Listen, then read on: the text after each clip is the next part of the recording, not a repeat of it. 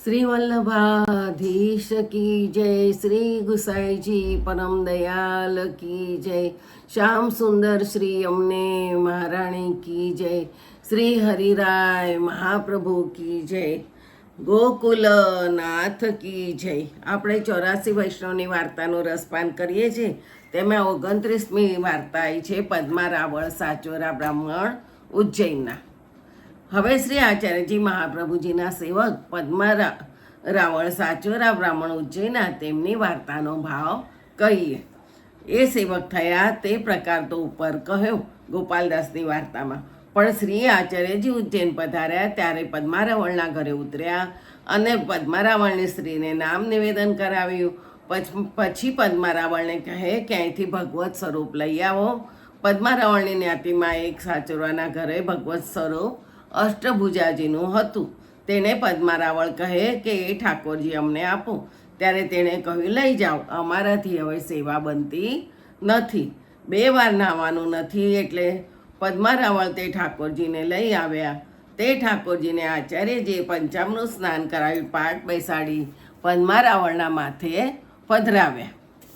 ત્યારે માવજી પટેલ અને વિરજોએ વિનંતી કરી, મહારાજ અમારા માથે સ્વરૂપ પધરાવો તો અમે પણ સેવા કરીએ। ત્યારે આચાર્યજીએ કહ્યું, તમારા માથે શ્રી ગુસાઈજી સેવા પધરાવશે, કેમ કે અમે તમને શરણે લઈ પોતાના કર્યા, પરંતુ બધો મનોરથ શ્રી ગુસાઈજી દ્વારા સિદ્ધ થશે। ત્યારે માવજી પટેલ અને વિરજો દંડવત કરી ભેટ ધરી ઘરે ગયા અને પદ્મા રાવળે વિનંતી કરી, મહારાજાધિરાજ હું તો મૂર્ખ છું, કંઈ ભણ્યો નથી, કંઈ સમજતો નથી, અને અહીં અમારી જ્ઞાતિના બ્રાહ્મણ કર્મજળ સ્માર્ટ છે, તે લોકો મને દુઃખ દે છે કે તું શું સમજી સેવક થયો। ત્યારે આચાર્યજીએ પોતાના ચરણારવિંદનું પ્રસાદી ચંદન અને ચરણામૃત પદ્મા રાવળને આપ્યું। મુખમાં જ મેલતા બધા વેદ પુરાણ અને શાસ્ત્રોનું જ્ઞાન પદ્મા રાવળને થયું। તે પછી મોટા મોટા પંડિતો બધાને તેઓ પ્રત્યુત્તર આપે તે બધા નીચું માથું કરી હારીને ઉઠી જતા। શ્રી આચાર્યજીએ પ્રસાદી ચંદન અને ચરણામૃત આપ્યા। તે બંને દેવોનો અભિપ્રાય એ છે કે ચંદનના લેવાથી તે બધું જ્ઞાન થયું અને ઉછલિત રસ થઈ જાય તો શરીર છૂટી જાય, અથવા બધાની આગળ લીલાની વાર્તા કરે, વિના કહે રહ્યો ન જાય। ત્યારે ચરણામૃતથી શરીર સ્થિર રહે, ભક્તિ રસ ઉછલિત થઈ બહાર ન જાય, હૃદયમાં સ્થિર રહે। તેથી પ્રસાદી ચંદન અને ચરણામૃત બંને આપ્યા। વાર્તા પ્રસંગ 2। એક સમય પદ્મા રાવળે શૈયા નવી બનાવી। ત્યારે શ્રી ઠાકોરજીએ પદ્મા રાવળને કહે, શૈયા નાની છે, મારાથી પહોળાતું નથી। ત્યારે પદ્મા રાવળે પ્રસન્ન થઈને મોટી શૈયા બનાવરાવી। ત્યારે શ્રી ઠાકોરજી સુખેથી પડવા લાગ્યા। એ પ્રકારે સાનુભવ જણાવવા લાગ્યા। એક દિવસ પદ્મા રાવળની સ્ત્રીએ ખીર ગરમ સમર્પી, પછી ભોગ ધરાવી આરતી કરી। તે જ સમયે શ્રી આચાર્યજી મહાપ્રભુજી પધાર્યા। ત્યારે શ્રી ઠાકોરજીએ શ્રી આચાર્યજીને પોતાના હાથ અને ઓઠ દેખાડ્યા કે પદ્મા રાવળની સ્ત્રીએ ગરમ ખીર સમર્પી, તેથી મારા ઓઠ અને હાથ લાલ થયા છે। આ પ્રકારે શ્રી આચાર્યજીએ કહ્યું, પણ પદ્મા રાવળની સ્ત્રીએ ન કહ્યું, કેમ કે જે સ્ત્રી સાધારણ વૈષ્ણવ છે તેથી શરણના પ્રતાપથી ઉદ્ધાર થશે, પરંતુ લીલા સંબંધી નથી। ત્યારે આચાર્યજીએ પદ્મા રાવળ અને પદ્મા રાવળની સ્ત્રીને કહ્યું, તમે ઠાકોરજીને ગરમ ખીર કેમ સમર્પી? ઠાકોરજીના હાથ અને ઓઠ લાલ થયા, ખીર ગરમ લાગી, તેથી ઠાકોરજીના હાથ લાલ થઈ ગયા। ત્યારે પદ્મા રાવળે કહ્યું, મહારાજ અમે જાણ્યું કે ગરમ સામગ્રી સારી, તેથી ગરમ સમર્પી। ત્યારે આચાર્યજીએ કહ્યું, બીજી સામગ્રી ગરમ ધરીએ તો ચિંતા નહીં, પરંતુ ખીર તો ગરમ ન ધરીએ, ગરમ કેમ આરોગી જાય? ત્યારે આચાર્યજી કહે, ઠાકોરજી બાળક છે અને બાળકને ખીર બહુ જ પ્રિય છે, તેથી પહેલાં ખીરમાં હાથ નાખે, બીજી સામગ્રી ગરમ હોય તો પછી આરોગે, પરંતુ ખીર પહેલાં આરોગે, તેથી ખીર ગરમ ન ધરીએ। આ પ્રકારે આચાર્યજીએ પદ્મા રાવળને અને તેમની સ્ત્રીને સમજાવ્યા। બાળકનું નામ લઈને, પરંતુ અંદરનું ખીરનું સ્વરૂપ નહીં કહ્યું, કેમ કે સ્ત્રી લીલા સંબંધી નથી અને પદ્મા રાવળ દ્વારકાની રાજસ લીલા સંબંધી છે। તેથી પદ્મા રાવળને શ્રી ઠાકોરજીએ અનુભવ જણાવ્યો, પરંતુ વ્રજ ભક્તોની લીલાનું અનુભવ નથી અને ખીર સ્વામિનીજીના ભાવની સામગ્રી છે, તેથી ઠાકોરજીને બહુ જ પ્રિય છે. ખીરનો ભાવ નારાયણદાસ બ્રહ્મચારીની વાર્તામાં પણ કહ્યો છે. ખીર જોઈ શ્રી ઠાકોરજીની ધીરજ ખૂટી જાય છે, તેથી ખીર ઠંડી કરીને ધરીએ. જ્યાં ત્યાં ખીરને ઠંડી કરવી એમ લખ્યું છે, બીજી સામગ્રીને ઠંડી કરવી એમ કંઈ કહ્યું નથી. જેમ આચાર્યજીને સખડી અને ઠંડી ખીર કોમલ ભાવે પ્રિય છે, તે જ રીતે શ્રી ગુસાઈજીને નાના પ્રકારની અનસખડી પ્રિય છે અને તે પ્રભુ પ્રૌઢ ભાવથી આરોગે છે. પરંતુ પુષ્ટિમાર્ગમાં વૈષ્ણવોનો જેવો અધિકાર તેવો જ અનુભવ થાય છે. વાર્તા પ્રસંગ 3. વળી એક સમય પદ્મારાવળ શ્રી રણછોડજીના દર્શને દ્વારિકાજી ચાલ્યા. ત્યારે શ્રી રણછોડજીએ સ્વપ્નમાં કહ્યું કે રાજનગર અમદાવાદમાં એક અમારો સેવક છે, તેના ઘરે તમે જજો, ત્યાં સામગ્રી કરજો. ત્યારે પદ્મારાવળ કહે કે મહારાજ, હું તો એને જાણતો નથી અને વિના બોલાવ્યો એ કોણા ઘરે જાઉં? ત્યારે રણછોડજીએ કહ્યું કે પોતે જ તમને બોલાવવા આવશે. પછી પદ્મારાવળ રાજનગરમાં આવ્યા. ભાવપ્રકાશ એથી કે પદ્મારાવળ શ્રી રણછોડજીની લીલા સંબંધી છે, તેથી રણછોડજીએ વિચાર્યું કે કઈ વ્રજલીલામાં જો તે મગ્ન થાય તો મારા હાથથી જાય, તેથી કહે અમારો સેવક છે તેના ઘરે જજે. આ વાત પદ્મારાવળને પણ ગમી. જો વ્રજલીલામાં મગ્ન હોત તો એ કહે કે તમારો સેવક છે, પરંતુ આચાર્યજીનો સેવક હોય તો મને ઠીક પડે. પરંતુ એમને તો શ્રી રણછોડજી ઉપર પ્રેરક ભાવ ઘણો છે. શ્રી આચાર્યજીનું સ્વરૂપ પણ રણછોડજીના રૂપથી અનુભવ જણાવે છે અને પદ્મારાવળના બેટા કૃષ્ણ ભટ્ટ થશે તે શ્રી ગુસાઈજીની લીલા સંબંધી થશે. ત્યારે કૃષ્ણ ભટ્ટને શ્રી ઠાકોરજી અનુભવ કરાવશે.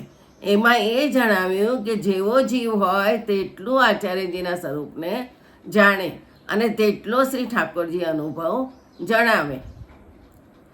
જો શ્રી આચાર્યજીને સાક્ષાત પૂર્ણ પુરુષોત્તમ જાણતા હોત તો શ્રી ગોવર્ધનધર અનુભવ જણાવતા. જો શ્રી આચાર્યજીને પૂર્ણ પુરુષોત્તમ શ્રી ગોવર્ધનધરથી અધિક જાણ્યા હોત તો વ્રજલીલાનો અનુભવ પણ થતો, એ સિદ્ધાંત દેખાડ્યો. પછી રણછોડજી તે રાત્રિએ પોતાના સેવકને કહે, પદ્મારાવળ ઉજ્જૈનથી તારા ગામ આવશે તો તેમને તારે ઘેર લાવીને સારી રીતેથી રસોઈ સામગ્રી કરાવજે. ત્યારે તે સેવકે કહ્યું, હું પદ્મારાવળને કેવી રીતે જાણીશ? ત્યારે રણછોડજીએ કહ્યું, પદ્મારાવળ તો પ્રસિદ્ધ છે, તું જાણીશ. એમાં એ જણાવ્યું કે તમે બંને મારા સંબંધી છો, તેથી હું તમારા બંનેનો મેળાપ કરાવી દઈશ. પછી પદ્મારાવળે રાજનગરમાં વિચાર્યું કે હું રણછોડજીના સેવકને જાણતો નથી, તેથી એક ઉપાય કરું. પછી સાથે વિદ્યાર્થી હતો, તેને કહ્યું, તું કામમાં જઈ કોરા અન્નની અલગ અલગ ભિક્ષા 5-7 ઠેકાણેથી માગી લાવ. બધાની ભિક્ષા અલગ અલગ રાખજે. એટલે તે વિદ્યાર્થી ગામ જઈ કોરી ભિક્ષા 5-7 ઠેકાણેથી માગીને લઈ આવે. ત્યારે પદ્મારાવળે તે વિદ્યાર્થીને કહ્યું કે જેની ભિક્ષા માગીને લાવ્યા છે તેને પાછી આપી આવ. ત્યારે તે વિદ્યાર્થી અન્ન પાછું આપવા ગયો.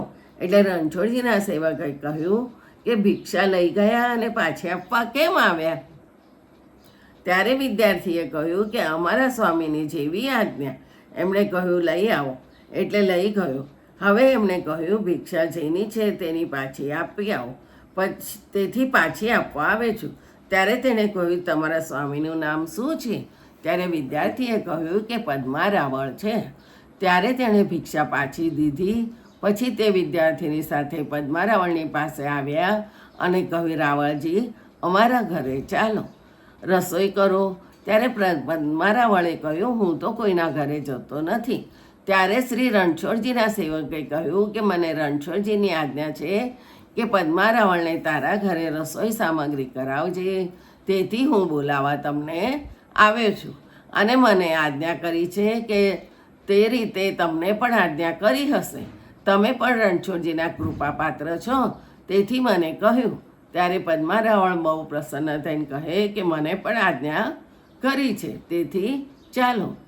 ત્યારે તેના ઘરે આવી રસોઈ સામગ્રી કરી શ્રી રણછોડીને ભોગ ધરી મહાપ્રસાદ તે સેવકને પણ ધર્યો.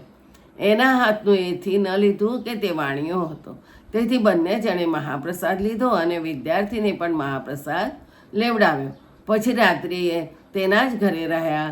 શ્રી રણછોડજીની બંને જણ વાર્તા કરી પ્રસન્ન થયા. સમાન ભાવના બંને મળે ત્યાં સુખ ઉપજે. પછી પ્રાતઃકાલે પદ્મારાવળ ચાલવા લાગ્યા. ત્યારે તે સેવક કહ્યું, થોડા દિવસ રહો. ત્યારે પદ્મારાવળે કહ્યું, મારાથી રહી શકાય નહીં. રણછોડજીના દર્શનની બહુ જ આતુરતા છે. એટલે તે રણછોડજીના સેવકે તેમને વિદાય કર્યા. પછી પદ્મારાવળ દ્વારકા ચાલ્યા.